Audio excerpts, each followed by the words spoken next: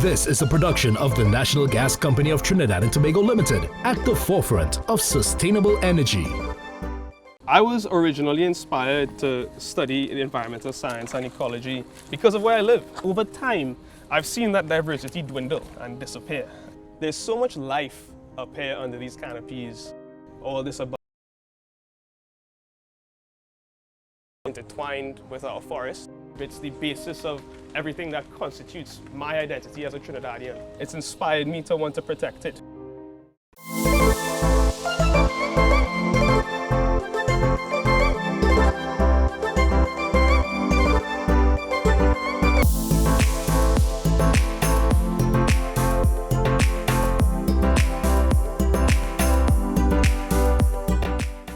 I started to study environmental science when I was in Form 6. It's a very fulfilling passion. I don't think I would be the learning from what nature had to teach me.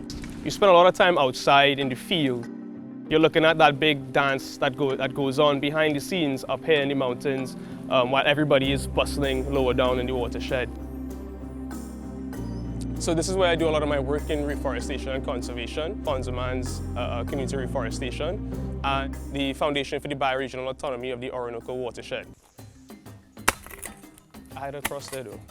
Reforestation is a process where you try to re-establish the canopy and the biodiversity of a site. It helps clean the air, maintain your landscape so you don't have erosion, reduce forest fires. So reforestation is fundamentally important because you're trying to mitigate the disturbances and the effects on that landscape, like the landslides and the flooding that can happen if there's no canopy. So to give you an idea of just the amount of biodiversity you have here on this ridge and how useful it can be as well too, you have just in this small 4 square foot patch of vegetation, you have about 3 or 4 useful species. You have 2 types of melastoma, which produce edible berries. They're kind of like our local blueberries. Here is a very fragrant plant. It smells like aniseed, and it's called lanibor, cake bush, soap bush, candlestick bush. It have plenty different names because it's used by plenty different kinds of people for a variety of reasons. It's a cooling herb, so they use it for fevers and coughs. But most importantly, you all might know it for your bush baths. This is the quintessential bush bath bush. This is Juniper americana, a favorite of the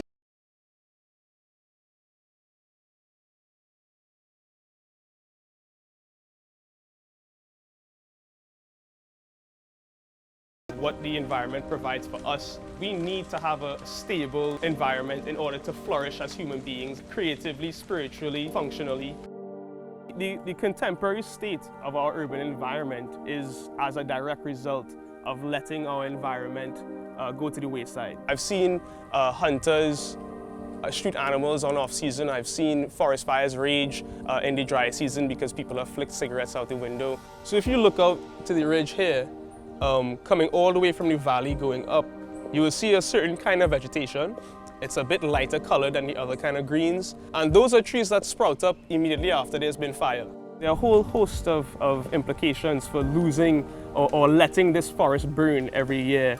The work that goes on up here is to help mitigate that.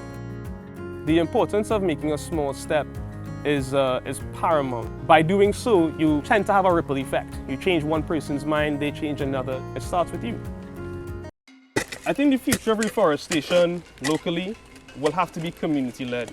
People have to be stewards of their own environment and their own watershed. So I want to encourage everybody to go out there and learn the river that is in your watershed. Learn the water that you rely on, and learn what's the problems facing that watershed. Gather a couple of your friends, come up in the mountains, start planting trees, and making sure that the water stays as high up on the ridge as possible.